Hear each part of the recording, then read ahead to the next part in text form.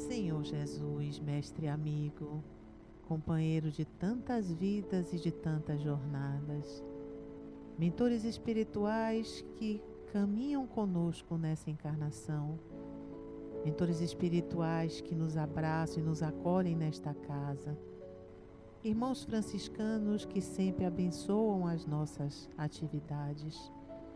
Agradecemos sempre a presença amiga e amorosa que nos ajuda a buscar cada vez mais conhecimentos para aprendermos e evoluirmos, ajudando-nos no nosso processo de crescimento espiritual.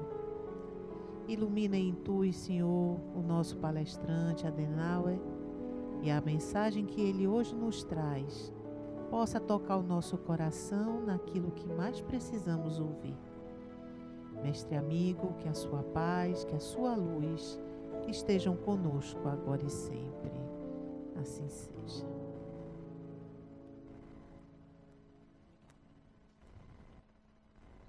Sublime recomendação. Jesus, porém, não lhe permitiu, mas disse-lhe: vai para a tua casa, para os teus, e anuncia-lhes quão grandes coisas o Senhor te fez, e como teve misericórdia de ti.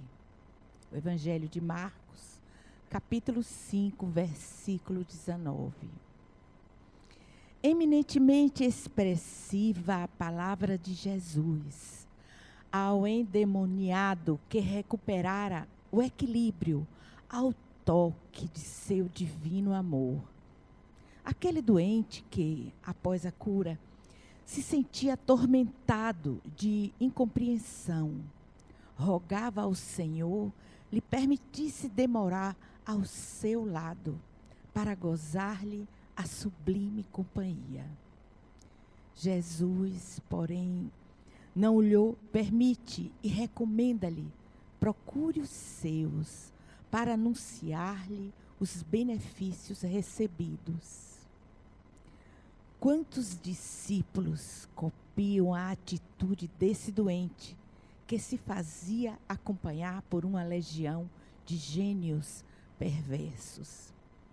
Olhos abertos à verdade, coração tocado de nova luz à primeira dificuldade do caminho, pretendem fugir ao mundo, famintos de repouso ao lado do Nazareno, esquecendo-se de que o Mestre trabalha sem cessar.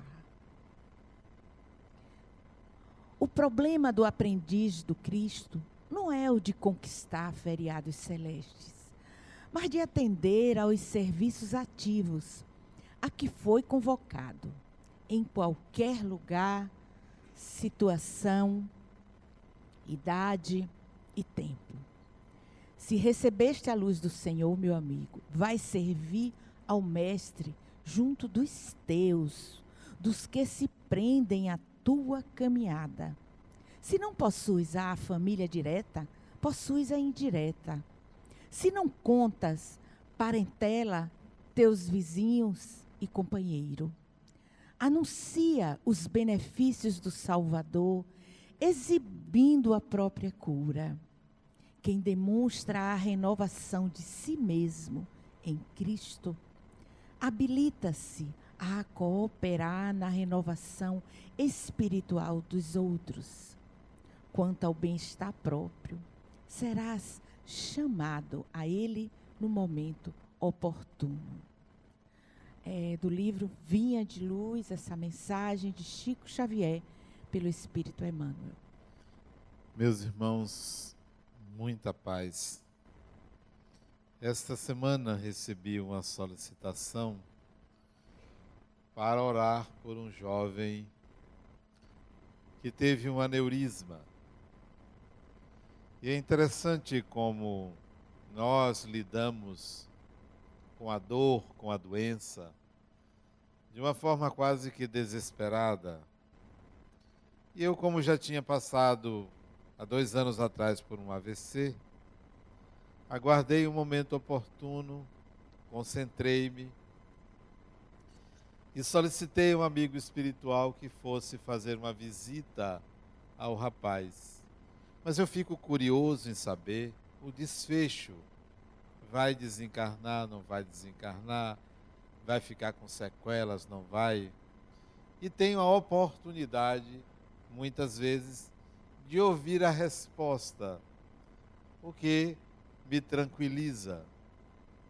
Interessante como nós podemos fazer isto, conversar com os espíritos, solicitar visitas, orar por pessoas e obter respostas. Mas eu creio que mitificamos de tal maneira a relação com o mundo espiritual que não conseguimos um diálogo adequado, satisfatório, até equilibrado, porque nos movemos por uma imaginação muito fértil, não paramos para escutar o que vem da espiritualidade. Isso foi esses dias. E hoje, à tarde, eu fui ver a nossa obra do Lar dos Idosos, que estamos nos finalmente fazendo os acabamentos da obra. E estamos precisando até de ajuda de vocês. Qualquer 100 mil reais, 200 mil, podem doar. Eu não vou ficar muito preocupado com o valor, mas pelo menos se desapeguem, né? Pois bem, eu fui ver a obra e fui com duas companheiras nossas daqui. Elas pela primeira vez entraram no prédio e me perguntaram assim: você não fica pensando muito nessa obra aqui? Eu disse, de jeito nenhum. Eu estabeleço um dia, um horário para pensar. O mais eu deixo para os espíritos que são responsáveis pela obra para pensar. Porque se só eu for pensar em tudo, eu não tenho vida. Então, de forma alguma, eu fico pensando. E eu questiono a vocês: será que vocês reservam tempo para as coisas? Para o que deve, para o que não deve? Será que organizam a mente para estabelecer prioridades, foco? Existem desejos soberanos, impositivos, que são os desejos do corpo.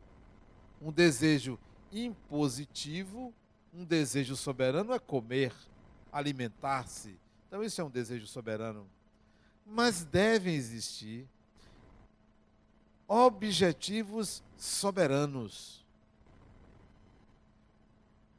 que acima deles nada mais do que Deus. Quais são os seus objetivos soberanos? Não é um objetivo soberano meu emagrecer, não é. Eu quero, mas não fico preocupado em ter que emagrecer. Então não é um objetivo soberano, eu entendo isso. Não é um objetivo soberano meu ter muito dinheiro. Ter dinheiro é um objetivo soberano. Soberano. Está acima de muita coisa, claro, pelo trabalho. Mas há um objetivo soberano que eu coloco acima de todos os demais. Objetivo soberano. Tudo que faço nessa encarnação está relacionado com a espiritualidade. Isso é um objetivo soberano. Nada me distancia de um olhar espiritual. Objetivo soberano. Poderia ser um objetivo soberano para mim dedicar-me a uma outra profissão. Sou psicólogo. Poderia decidir ser professor. Mas esse não é um objetivo soberano. Porque quando foi, eu disse, eu vou ser.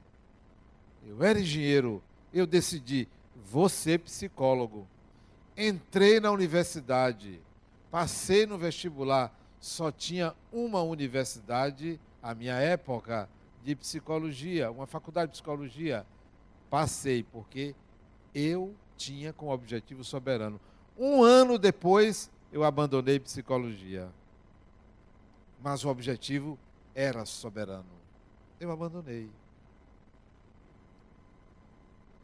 6 anos depois, o objetivo soberano me lembrou. Adenauer, olha o seu objetivo soberano. Fiz novo vestibular para psicologia, porque tinha sido jubilado. Passei de novo. Objetivo soberano. No meio do caminho, o trabalho me convidou a novas obrigações. Eu alonguei meu curso. Objetivo soberano. Formar-se em psicologia. Que tal vocês adotarem objetivos soberanos? Não são aqueles que vocês fazem imediatamente, são aqueles que nunca saem dos horizontes de realização. Por que digo isso? Porque em nossa mente está o mundo, em nossa mente está o universo, em nossa mente está a vida. A vida acontece dentro da sua mente.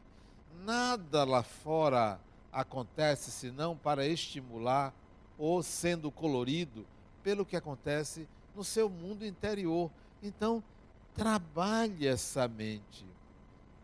E agora mais com os conhecimentos que nós adquirimos no século XXI. Se você pegar o século XX, o século passado, pouca coisa aconteceu, além de você ter nascido. Porque acho que aqui, salvo aquela criancinha, todo mundo nasceu no século passado. Foi a única coisa importante do século passado, foi você ter reencarnado. Porque o século XX foi um século muito pobre, paupérrimo. Tudo o que se fez no século XX foi pensado, idealizado no século XIX. O século XIX foi o grande século da humanidade. Século XXI, provavelmente, também pobre. Século XXII, século XXIII, talvez no século XXV a gente tenha uma grande revolução, como aconteceu no século XIX. No século XIX, 3 acontecimentos marcaram o século XIX. 3 grandes acontecimentos, e eu quero lembrar vocês. Vocês devem saber, mas eu vou dizer o primeiro e o último. O intervalo entre eles é mais ou menos 100 anos. Começo do século XIX. Final do século XVIII, começo do século XIX. Um britânico, eu vou dizer o nome, mas vocês sabem, ao dizer o nome, vocês sabem o que ele fez. Thomas Young. Todo mundo sabe o que ele fez, né? Thomas Young. Falava 14 idiomas. Físico, médico, filósofo, matemático. Thomas Young fez uma descoberta revolucionária. E vocês sabem, eu nem vou dizer o que ele descobriu. Foi um dos acontecimentos mais importantes do século XIX. Alguém se lembra o que Thomas Young fez? Esse britânico, jovem, aliás, faleceu com 50 e poucos anos, 56 anos, se não me engano, mas foi na juventude que ele fez uma experiência chamada de duplo corte, dupla fenda. Quem sabe que experiência foi essa? Alguém sabe? Levante o braço. Eu não acredito. Se eu perguntar na creche, crianças de 4 anos de idade, quem foi Thomas Young? Todo mundo vai querer falar o que é a experiência de dupla fenda. A dualidade da partícula, da luz, onda, partícula. Ele provou que a luz se comporta ora como uma partícula, ora como a onda, ao sabor do observador, de você, ao sabor de você. Quando você olha, ela muda o comportamento. Basta que você olhe. Interessantíssimo. A sua mente, Thomas Young fala isso de uma forma brilhante, a sua mente comanda o universo, dirige o universo e você não sabe disso, porque você pensa que você está enquadrado no universo. E Thomas Young mostra a maravilha. Eu fui repetir a experiência dele há muitos anos atrás, e você pode repetir a experiência dele com uma lanterna, uma simples lanterna. Se você pegar uma caixa de sapato e botar uma lanterna dentro, acesa, e fizer um corte retangular de 10 centímetros por 1 centímetro, uma janela, e apagar todas as luzes do quarto, você vai ver na parede uma luminosidade retangular, igual ao corte que você fez. Fantástico isso, simples, né? Se você faz um segundo corte igual, 2 centímetros de distância, quando você acender a lanterna, o que é que você vai ver projetado na parede? 2 fendas? Não, um círculo, provando que a luz se comporta como onda e não como partícula. Simples. Se você tapa uma fenda, aparece o retângulo na parede. Mas se você tira, não aparecem 2 retângulos, aparece um círculo. Que tal? A luz se modifica porque você altera por onde ela passa, porque você observa. Impressionante. Vocês podem dizer, mas o que é que isso tem a ver?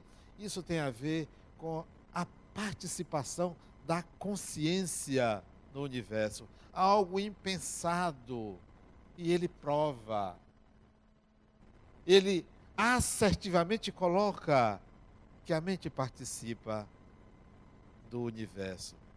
Vamos pular 100 anos. Isso foi 1800, 1801. Vamos pular 100 anos. 1900, 1901. Um segundo. Agora, alemão. Não mais britânico. Max Planck. Você sabe o que eles fizeram, o que ele fez em 1900, não sabe? Max Planck, todo mundo sabe. Precisa dizer o que Max Planck fez 100 anos depois de Thomas Young, esse alemão, que eu suponho que ele seja a reencarnação de Thomas Young, porque o intervalo entre uma encarnação e outra foi 30 anos. E tudo indica que o brilhantismo de Max Planck, prêmio Nobel da Física em 1918, se deveu a um conhecimento profundo da matéria, como Thomas Young. Max Planck, graças a ele, essa luz aqui está funcionando. E vocês não sabiam disso. Ele resolve pegar uma pedra, um corpo escuro, negro, preto, escuro, um corpo que não emite luz. Ele resolve esquentar. Colocar uma alta temperatura. O que é que acontece? Esse corpo vai se tornando vermelho. Esse corpo começa a emitir luz. E ele vai estudar essa luz. Não a luz do sol, não a luz elétrica, a luz de um corpo aquecido. Vocês vão perguntar, mas o que é que tem a ver isso? Ele descobriu que essa luz, ela é matéria e que emite uns pacotinhos de quantidade de matéria chamado quantum. Graças a Max Planck nasce a física quântica. Ele fica tão impressionado com a descoberta dele, porque a descoberta dele revoluciona a física, revoluciona a humanidade, que ele diz assim, poxa, eu preferiria não ter descoberto, porque a física era tão certinha antes de mim. A partir do momento que eu descobri isso, tudo se modifica, porque ele descobre que ocorre um salto quântico. A matéria desaparece dentro do átomo, desaparece. Ele descobre que o átomo não pode colapsar. Impressionante, não colapsa. O elétron não se aproxima do núcleo, não é possível o colapso do elétron. Pois ele descobre então os pacotes de energia ou de matéria, hoje chamado de fótons. Ele descobre isso.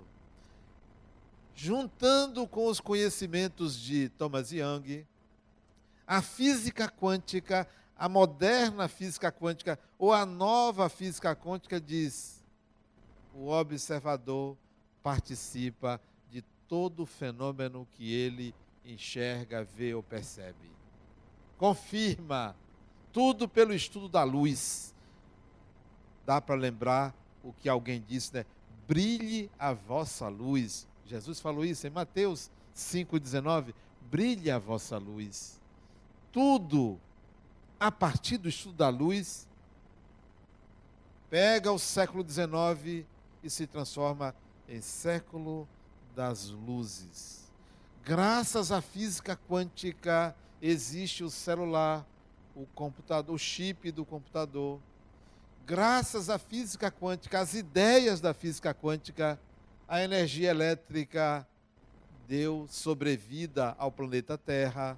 Tudo graças ao conhecimento extraído daquele aquecimento de um corpo negro, feito por Max Planck. No meio do século XIX, aconteceu um outro fenômeno relacionado à luz. No início, Thomas Young vai estudar a dupla fenda. No final, Max Planck vai trazer a física quântica. No meio, Allan Kardec traz o espiritismo. As luzes espirituais em meio às sombras que reinavam após a morte. O que se pensava após a morte? Uma escuridão. Ou você ia para o céu fazer o quê? Sei lá o quê? Fazer o quê? Não sei. Ou ia para o inferno. Confesso a vocês que desde pequeno me agradava a ideia de ir para o inferno, porque pelo menos tinha movimento. É a mesma coisa de você ir para o Carnaval de Salvador. O inferno deve ser daquela forma, movimento, aquelas caras pintadas, aquilo tudo, aquela diversidade. Então, me agradava mais quando se falava do inferno. Eu ficava com vergonha de dizer, né?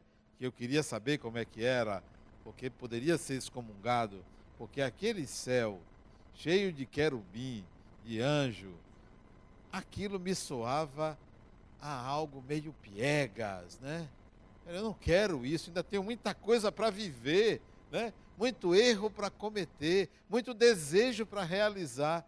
Então, o Espiritismo vem abrir as sombras escuras, se é que há sombras claras, as sombras escuras do após a morte, dizer: olha, só tem vida do lado de cá, só existe vida, só existe dinamismo, movimento, realização. Não há esse paradeiro, não há essa beatitude. Nós estamos aqui, nós continuamos.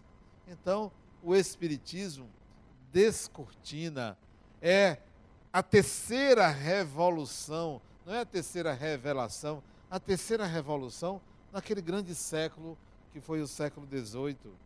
E que eu acredito que a maioria de nós que nos tornamos espíritas no século XX, nós assistimos ou do lado de lá, ou do lado de cá, essa invasão organizada do mundo espiritual. Nós assistimos, por isso que a gente já chega com vontade de conhecer o Espiritismo, de participar, mesmo que atraídos por uma obsessão, mesmo que atraídos pela dor, porque tem pessoas que sofrem, que são obsidiadas, não procuram o Espiritismo, não procuram.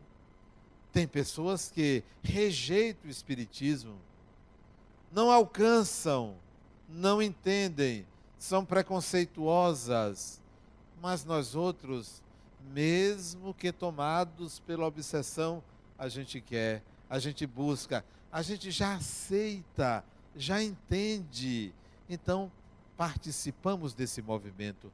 Alguns aqui, na encarnação anterior, já eram espíritas, mesmo que para simplesmente assistir, como hoje assistem palestras. O espiritismo cresce muito, não o espiritismo institucionalizado, mas a integração de ideias espíritas, a integração, a percepção de que isto é uma realidade inquestionável. Quando eu assisti àquele filme O Sexto Sentido, lembro daquele filme do menino que dizia para o psicólogo dele: eu vejo pessoas mortas. Lembram dessa frase, né?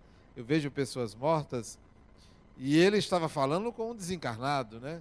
E que eu não sabia, eu só descobri quando, lá adiante, que eu disse: rapaz, não é que o sujeito é desencarnado? Eu não sei se alguém aqui descobriu logo no início.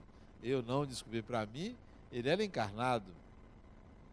Quando eu vi aquele filme fantástico, muito bem feito, que nenhum centro espírita conseguiria fazer, porque iria colocar logo doutrina e alguma tentativa de cooptação para o entendimento da ideia, ele não, simplesmente colocou uma história, um enredo, imagens, que você capta e diz: espera aí, então, desencarnado se assemelha a encarnado. Você naturalmente faz essa analogia. E outros filmes, isso significa que a ideia espirítica, o espiritismo, vai sendo assimilado naturalmente pelo ser humano. Não importa a cultura, não é só no Brasil. Quando, na década de 80, muitos aqui não haviam nascido, eu comecei a estudar reencarnação, década de 80, estudar muito. E eu tinha um preceptor no espiritismo, ele já desencarnou, Dr. Elzio Ferreira de Souza, ele era promotor. Ele foi quem me orientou nos primeiros estudos de espiritismo. Ele disse assim para mim: Adenauer, você está estudando reencarnação? Eu vou mandar buscar uns livros para você ler. E ele mandou buscar nos Estados Unidos mais de 20 livros sobre reencarnação, que eu não sabia que era o país onde mais se editava livros sobre reencarnação. Não é o Brasil. E eu pensava que éramos nós, espíritas, que estudávamos reencarnação. Eles estudam há muito mais tempo, de uma forma muito mais científica, talvez muito mais próxima da realidade. Então, nós estamos assistindo o espiritismo ser incorporado ao saber humano, sem precisar que nós estejamos impondo uma fé, sem que seja pela fé, mas simplesmente por uma aceitação e compreensão do fenômeno que o espiritismo apresenta, que é a imortalidade do espírito, que é o ponto central do espiritismo. Eu antes pensava que o ponto central era o evangelho. O evangelho é o ponto central do cristianismo. O ponto central do espiritismo é a imortalidade do espírito, é a sua imortalidade, é o ser imortal que você é. E eu vejo isso cada vez mais impregnado nas pessoas. Agora mesmo ali, ao entrar no salão, uma criatura chegou para mim: Adenauer, eu perdi minha mãe. Logo ela consertou. Perdi não. E eu completei. Voltou. Então nós estamos mudando a nossa linguagem, a nossa concepção, a nossa intenção a respeito do espiritual. Você já não vê as pessoas irem buscar o espiritismo de uma forma mítica. Ontem eu estava conversando com uma paciente minha, ela disse: Adenauer, eu tenho uma cartomante que é minha. Você sabe, né? Toda mulher tem sua cartomante. E eu fiquei pensando, será que é? Será que toda mulher tem uma cartomante? Eu acho que a maioria das mulheres vai a cartomante, né? A maioria. Ela me consertou, não, Adenal. A minha cartomante me disse que a clientela dela é 70% de homens, 30% de mulheres. Mudou meu conceito. Sabe o que está acontecendo? Nós estamos, de uma forma ou de outra, investindo no espiritual. Mesmo que dessa forma, não é mais usar um amuleto para se defender, nem a igreja fazer penitência ou o sinal da cruz. Você começa a querer entrar nesse universo espiritual. Tudo que você faz tem que ter uma conotação espiritual. Se você é um empresário, pense assim: eu sou empresário, eu vendo produtos, eu vendo serviços, eu faço isso para ganhar dinheiro, eu faço isso porque é meu trabalho, mas eu presto um serviço para que a sociedade cresça, para que a sociedade melhore. Eu presto um serviço espiritual, a não ser que você seja empresário do crime. Aí você não presta um serviço espiritual, você está prestando um desserviço. Creio que a maioria das nossas ocupações empresariais é algo espiritual. Nós nascemos para fazer alguma coisa em favor da sociedade, para melhorar a sociedade. Deus se utiliza da ambição humana para fazer-nos evoluir. Nós evoluímos graças a essas pessoas empreendedoras. Então, o século XIX foi o grande século.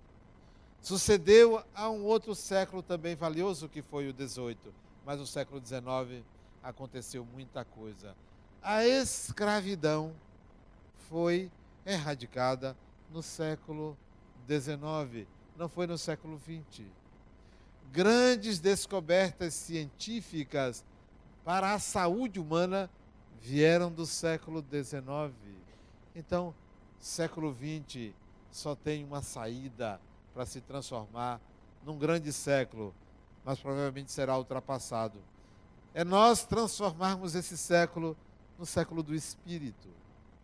Nós nos conscientizarmos dessa condição, da condição de ser Espírito. Nós pensarmos como Espírito, diminuindo o medo, a ignorância, a ansiedade, diminuindo o temor da morte. Veja, tem pessoas que até hoje têm medo de escuro. Tem pessoas que não vão num lugar escuro. Eu me pergunto como espírita, peraí, o que pode ter num lugar escuro que não tenha num lugar claro? O que pode ter? Um espírito aparecer? Espíritos convivem muito conosco no dia a dia. Então, se eu for num lugar escuro e me aparecer um espírito, será a coisa mais normal que possa existir. Prefiro que ele apareça no claro, porque eu enxergo melhor no claro. Se me aparecer no escuro, vai querer me seduzir ou fazer alguma coisa inadequada, porque é no escuro que se fazem coisas sedutoras. É melhor aparecer no claro. Então, como uma pessoa em pleno século XXI, espírita, tem medo de escuro? É admissível isso? Eu não acho que tenha ninguém aqui com medo de escuro espírita. Tem? Não, ainda bem que não tem. Porque vocês já são pessoas mais evoluídas. Se perguntarem em pleno século XXI, para que serve a física quântica, dê uma lidazinha. Porque a partir do momento que eu tomei conhecimento da física quântica, primeiro da mecânica quântica, depois da física quântica. Depois voltei à mecânica quântica para entender melhor os fenômenos do microcosmo. E eu comecei a entrar em contato com esses conhecimentos há uns 20 anos atrás, ou um pouco mais, há uns 25 anos atrás. E foram descobertas fantásticas para abrir a minha mente. Olha, a primeira abertura na minha mente que a física quântica proporcionou. A questão da dimensão espiritual. Eu tinha dúvidas quanto à dimensão espiritual ser oposta à dimensão material. E com a física quântica, não. Elas se equivalem. Dimensão material e dimensão espiritual são faces de uma mesma realidade. Isso eu fiquei tranquilo, porque quando a física quântica me mostra que na intimidade do átomo a matéria desaparece e reaparece aleatoriamente, digo, então é assim que os espíritos fazem. Aparecem e desaparecem ao seu bel prazer. Então está explicado, porque isto é um fenômeno físico, aparecer um espírito e desaparecer. É um fenômeno físico. E nós pensamos que é um fenômeno espiritual. É espiritual porque é do espírito, mas é um fenômeno físico.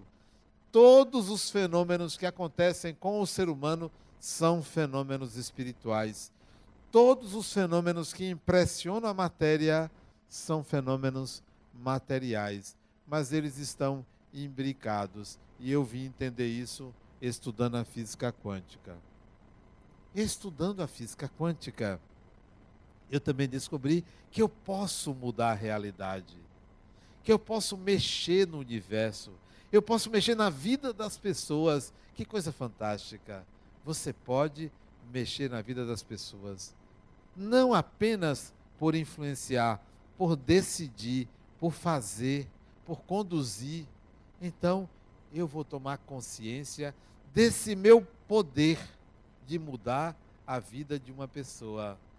E às vezes eu encontro pessoas difíceis, problemáticas, e digo mais, pessoas que me agridem.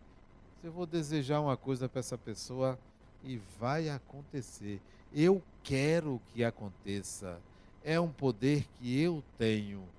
Bom, quando vai acontecer, eu não sei, mas vai acontecer. Eu quero me encontrar com essa pessoa em outras condições. Depende de mim, depende de mim. Não depende da outra pessoa esse meu querer. Encontrar-me. Estabelecer uma relação empática. Por quê? Porque graças à física quântica é possível entender o que se chama de participação mística. Alguém já ouviu essa expressão? Participação mística? Participação mística é uma conexão que existe entre você e qualquer objeto, pessoa ou circunstância que você ponha à sua vontade. Estabelece-se uma ligação, uma conexão. Em tudo que você colocar o seu desejo, seja para o bem ou para o mal, você se liga àquele objeto. Estabelece-se uma participação mística. Então, use a participação mística. É uma conexão que existe entre todas as coisas, entre todas as pessoas, graças ao conhecimento da física quântica. E Jung, Carl Gustav Jung, psicólogo, psiquiatra suíço, ele falava da participação mística, mas a ideia não era dele, a ideia é anterior, de um antropólogo, de um sociólogo. Esqueci o nome dele, se eu não me engano o sobrenome era Lévi-Strauss, mas eu me esqueço o primeiro nome dele. Ele falava dessa participação mística, dessa conexão que existe entre todas as coisas. E quando você estuda física quântica, você percebe que nós estamos conectados uns aos outros, ao universo, a tudo que existe. Mas não é uma conexão como uma tomada, como um fio. É uma conexão tão sutil quanto a que o seu celular tem com a nuvem. É algo sutil, é algo que você não percebe, é algo que não depende de um querer existe, acontece, está disponível.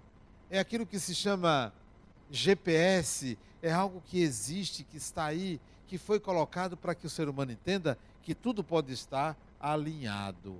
Então, use esse poder, queira interferir na vida das pessoas. Só tem um detalhe: o que você quer, volta para você. Lhe pertence, é seu. Então, se você desejar matar uma pessoa, você é o matador. Isso volta-se para você, porque se você se torna aquilo que você é. Não tem como fugir de se tornar aquilo que você não é. Você sempre se torna o que você é. Então, o que você deseja uma pessoa, você se torna aquilo. É parte integrante de você. Então, aprenda a manipular o seu desejo por conta da participação mística. Dizia um dos maiores filósofos para mim, e olha aqui, o século dele também foi o século XIX, século XVIII, século XIX. Torna-te no que tu és. Estou falando de que filósofo? Poxa, se eu perguntasse na creche, todo mundo, toda criança diria: olha, você está falando de Frederic. Você está falando de Friedrich Nietzsche. Todo mundo saberia. Então, torna-te no que tu és. Tudo isso graças a um conhecimento profundo. Quando eu li a primeira vez sobre física quântica, eu não entendi. A segunda vez não entendi. Não entendi algumas vezes. Mas a persistência, a dedicação, o desejo, a vontade, me fizeram entender, de 10 livros que eu li sobre física quântica, me fizeram entender algumas páginas de um deles. Foi o suficiente para ver que estava lidando com algo extremamente poderoso em termos de conhecimento. Semelhante felicidade foi quando eu comecei a entender o Espiritismo. Foi quando eu entendi as pesquisas de Thomas Young. Aconselho vocês a fazer essa relação entre esses 3 saberes, né? O de Thomas Young, o de Allan Kardec e o de Max Planck, que foi ajudado por outros cientistas, Niels Bohr, pelo próprio Einstein, que eram rivais. Einstein queria a unificação do conhecimento humano a partir de uma única ideia. Era judeu. Max Planck via o caos que a física quântica trazia para a própria física, para o saber humano. Era tanto caos que ele dizia: poxa, eu preferia antes disso, porque a física era organizada. Mas não se pode deter a natureza. Quando você contraria a natureza, você paga um preço muito caro. Vejam as pessoas que se reprimem. Toda pessoa que se reprime paga um preço caro, porque a natureza vai explodir, vai surgir, vai aparecer, vai exigir que você a realize. A natureza precisa ser realizada. Então, faça esse estudo da física quântica. Eu escrevi um livro em 2009, Psicologia e Universo Quântico, um olhar espiritual. Não, um olhar sob a ótica espiritual. Psicologia e Universo Quântico, que eu tento passar o que eu aprendi desse universo quântico, daquilo que transcende todo o conhecimento material que a gente tem.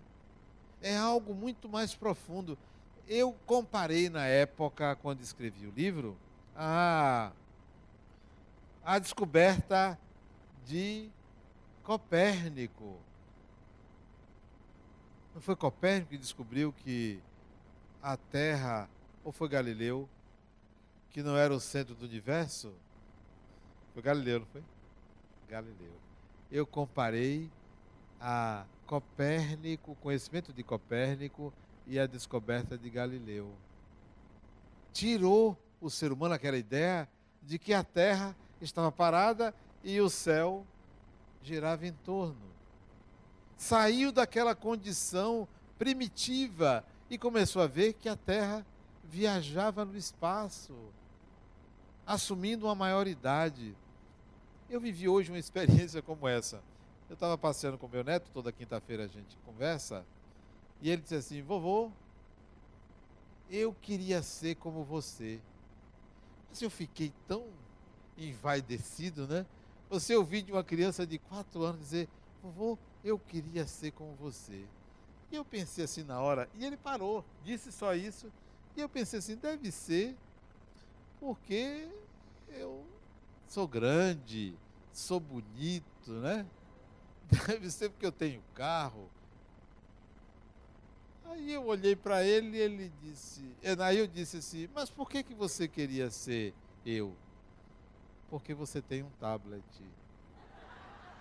Eu fiquei decepcionado.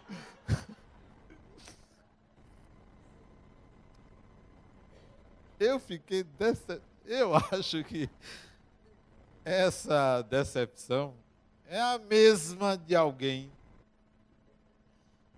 que acredita numa coisa e não é mais aquilo. Então, a surpresa que eu tive com ele, eu acho que é aquela quando você se surpreende com a sua ignorância, né? Você se decepciona com você mesmo. Poxa, como eu passei tanto tempo sem entender isso.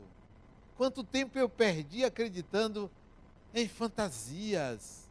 Quanto tempo eu perdi sendo preconceituoso, não me dedicando a algo que significaria a minha libertação. Então, foi o que meu neto... Mas essa pérola dele hoje, que me surpreendeu, tem uma anterior. Eu disse para ele: Theo, o que você mais gosta na nossa casa? Ele disse: seu tablet. Eu disse: isso não foi agora não, isso tem uns 2 meses. Eu disse: mas Theo, não é, eu estou perguntando assim na casa, o cômodo, a sala, o quarto. Qual o lugar que você mais gosta? Ele disse: seu quarto. Eu disse: por quê? Porque é lá que você guarda o tablet.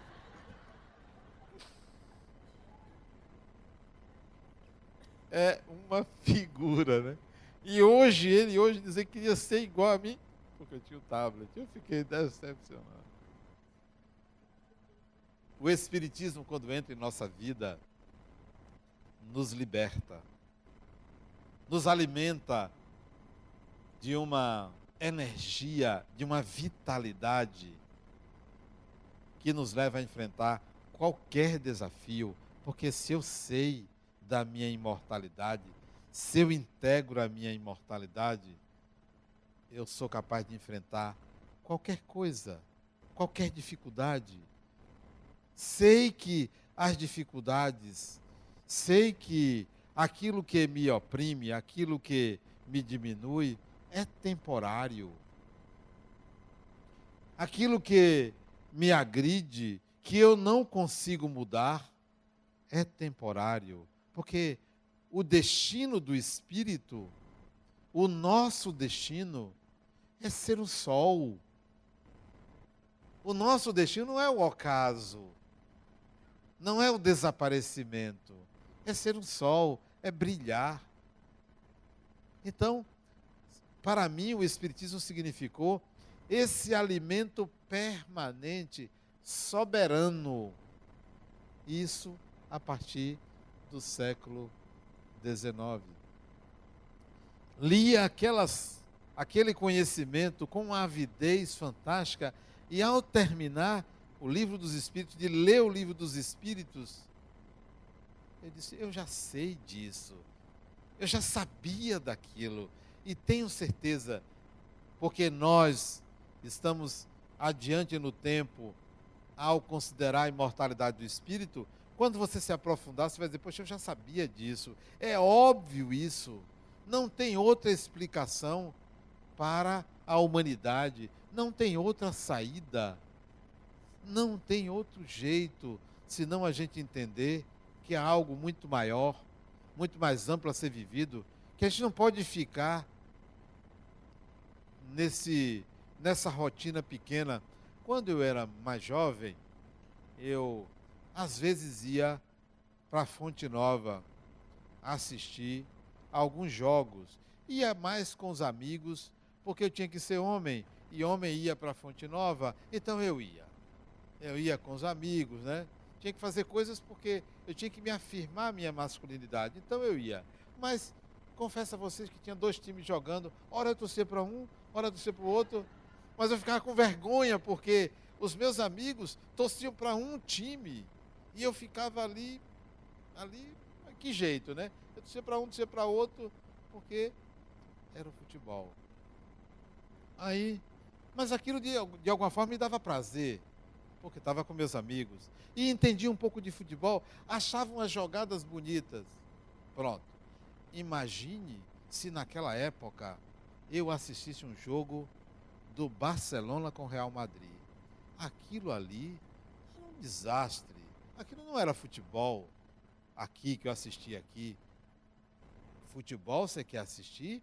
Assista um jogo do Barcelona com Real Madrid ou de times tops que existem por aí. Você vai ver um futebol bonito, elegante. Eu comparo assistir Bahia e Vitória há 40 anos atrás, como eu assistia, portanto, totalmente ignorante de futebol, a hoje assistir um jogo de final de campeonato mundial. É diferente, é algo muito mais exuberante, é algo muito melhor, é algo muito mais gratificante, que você aplaude um lado e aplaude outro. Hoje eu faço isso, né? Para mim não importa se é Brasil, se é Alemanha, se for, eu quero ver a coisa bonita. Posso até querer que o Brasil ganhe para alegrar meia dúzia de insatisfeitos consigo mesmo. Mas eu torço pelo espetáculo, pela coisa bonita, por aquilo que dá prazer de ver, a excelência humana. Tudo que é excelência humana para mim, eu aplaudo. Se eu vejo um piloto de Fórmula 1 ser vitorioso, tem que ser aplaudido, porque ele está na vanguarda, ele é excelência. Você vê um corredor, o Usain Bolt, tem que aplaudir, porque ele está na excelência do esporte. Todas as pessoas, tudo aquilo que está na vanguarda do conhecimento do saber humano, a gente deve aplaudir e não deixar de reconhecer, porque não é brasileiro, porque não é como eu quero, é excelência. E é isso que o Espiritismo me mostra, que a vida humana caminha para a excelência, para o que é melhor, para o que é bom. O Espírito caminha para a luz e não para as trevas. Por isso que o século XIX foi o século das luzes, porque nós estamos caminhando para a luz. Estudar o Espiritismo para mim é atualizar-se, é evoluir, é desenvolver-se e é tornar-se o que se é, espírito imortal. Muita paz.